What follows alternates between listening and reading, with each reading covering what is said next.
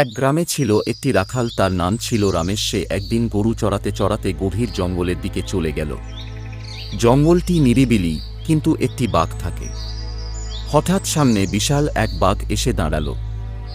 বাঘ গর্জন করে উঠে বলল, অনেকদিন থেকে মানুষের মাংস খাইনি, এ তো দেখছি মেঘ না চাইতে জল। আজ আমার জঙ্গলে মানুষ এসেছে, আজ আমার অনেক ক্ষুধা, আজ তোকে খেয়েই পেট ভরাবো। রমেশ ভয়ে কাঁপতে কাঁপতে বলল, বাঘমশাই, আমাকে খেয়ে তোমার পেট কি ভরবে? আমি তো ছোট্ট মানুষ, তোমার এত বড় ক্ষুধা মিটবে না। বাঘ একটু চিন্তা করে বলল, তাহলে কি করবি তুই? আমার ক্ষুধা তো মেটাতে হবে।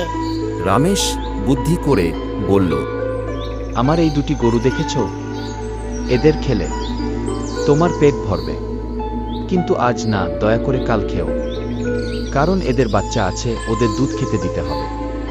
কাল এদের মাঠে ঘাস খাইয়ে মোটাসোটা করে নিয়ে আসবো, তারপর তুমি খেজো। ঠিক আছে, কিন্তু যদি কাল তোকে গরু নিয়ে না পাই, তবে তোকে খেয়েই ফেলবো। বাঘ হেঁটে চলে গেল, আর রমেশ বুকের পাটা ঠুকে ভাবতে লাগলো, কিভাবে বাঁচলাম। রমেশ পালিয়ে একটি বটগাছের তলায় এসে বিশ্রাম নিতে বসল। গাছটি বিশাল আর দেখতে প্রাচীন। রমেশ জানে না এই গাছের বাসিন্দা এক ভয়ঙ্কর শাকচুন্নি। রাত বাড়তেই হঠাৎ বটগাছ থেকে ভয়ঙ্কর চেহারার শাকচুন্নি নেমে আসে। শাকচুন্নি বিদ্রূপের হাসি দিয়ে বলল, কে রে এখানে বিশ্রাম নিচ্ছিস?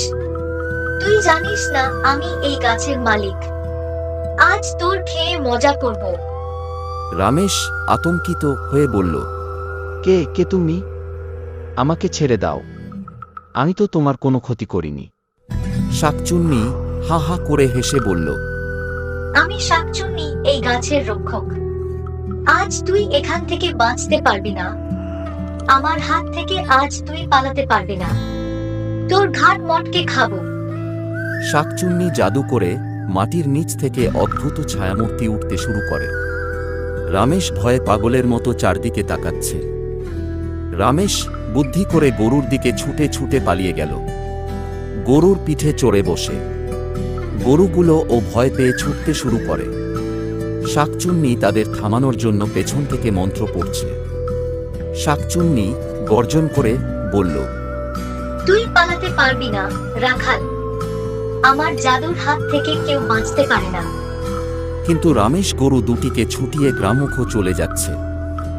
রমেশ সাহস নিয়ে বলল, তোর জাদু আমার সাহসকে হারাতে পারবে না।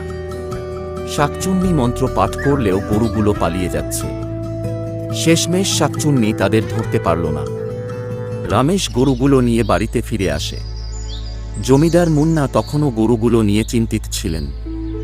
মুন্না জমিদার বললেন, রমেশ, তুই ফিরে এলি, গরুগুলো ভালো আছে তো?